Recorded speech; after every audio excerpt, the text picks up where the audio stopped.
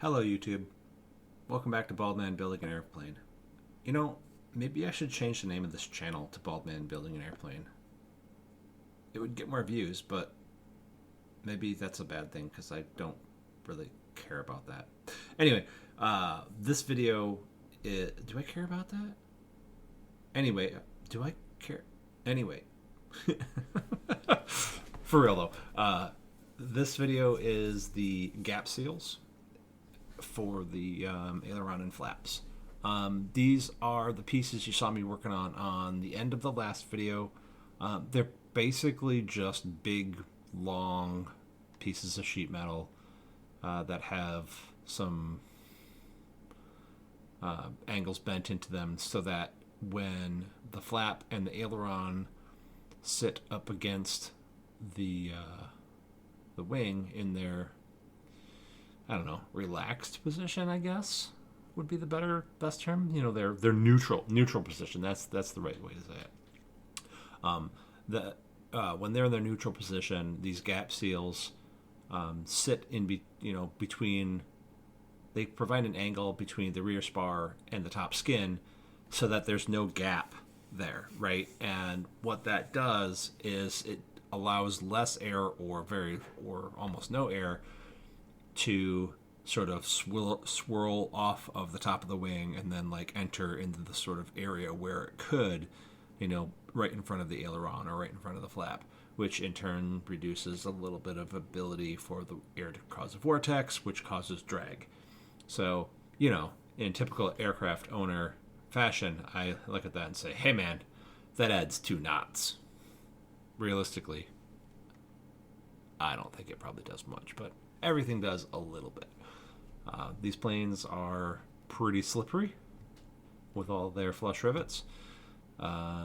This is just another, this doesn't help in the low speed territory. It's really just for, high speed stuff.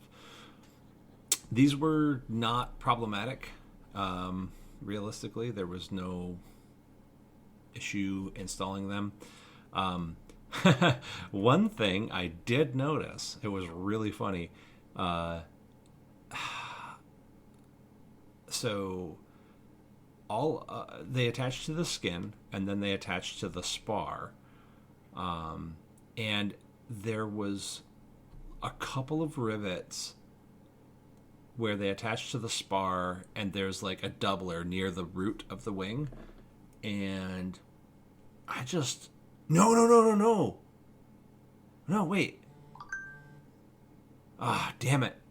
It's been so long since I did this. I don't remember exactly what I had missed. Basically, I think I missed one of the rivets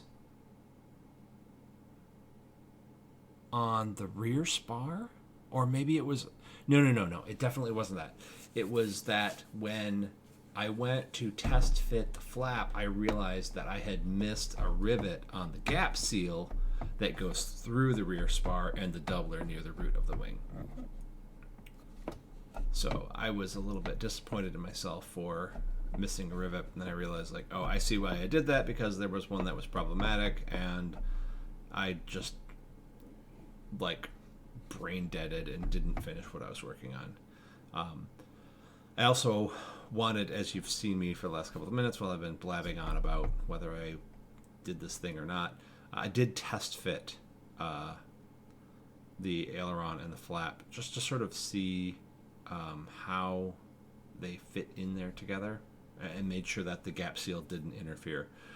In reality, the trailing edge of the top skin does interfere a little bit, so I'm going to have to figure out a way to put a little bit of a bend in that. And also, spoiler alert, if you put the flap on and you put the bushings into the flap attach brackets, your skin is not going to fit over the flap attach brackets anymore without cutting wider holes where the flap attach brackets go through. So, yeah, just...